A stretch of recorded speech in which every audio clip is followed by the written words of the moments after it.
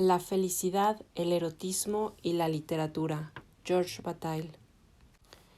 ¿Es útil la literatura? Nada es más común actualmente que la poesía política. Se despliega en la clandestinidad a la que se propone sobrevivir. Quisiera enunciar a continuación un primer principio. No es posible que haya nada humano que no deba ser intentado, que no merezca y pueda ser intentado felizmente. Tengo ante mí un poema inédito sobre la insurrección. Todo lo que la rabia de la libertad hace pasar por una cabeza de 18 años clama en sus versos. Vamos a golpear con la cabeza el borde de los límites. Vestigio de un arrebato inspirado, con una violencia tan verdadera que solo puede agradarme. Dicho esto, no veo ninguna razón para no subrayar un segundo principio. Se refiere en particular a esta guerra.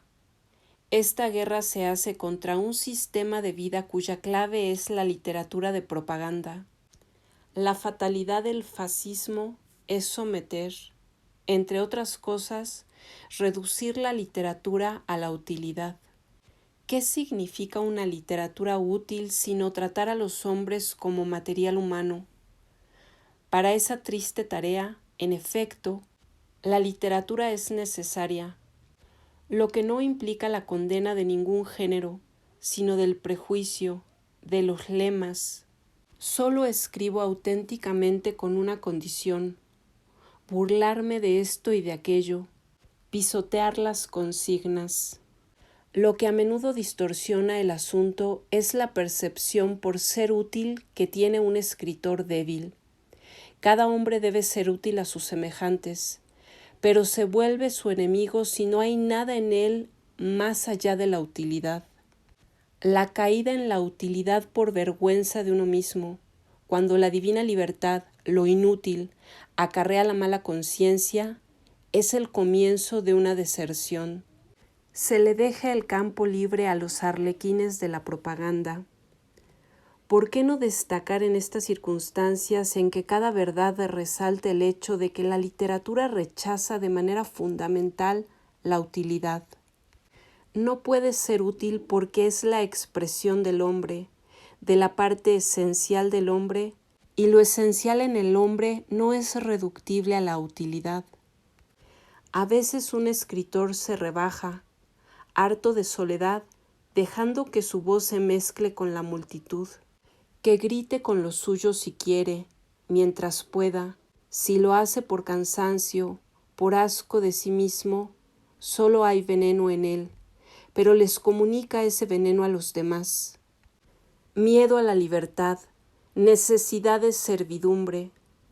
Su verdadera tarea es la opuesta, cuando revela a la soledad de todos una parte intangible que nadie someterá nunca. A su esencia le corresponde un solo fin político. El escritor no puede sino comprometerse en la lucha por la libertad anunciando esa parte libre de nosotros mismos que no puede definir fórmulas, sino solamente la emoción y la poesía de obras desgarradoras. Incluso más que luchar por ella, debe ejercer la libertad, encarnar por lo menos la libertad en lo que dice. A menudo también su libertad lo destruye, es lo que lo hace más fuerte.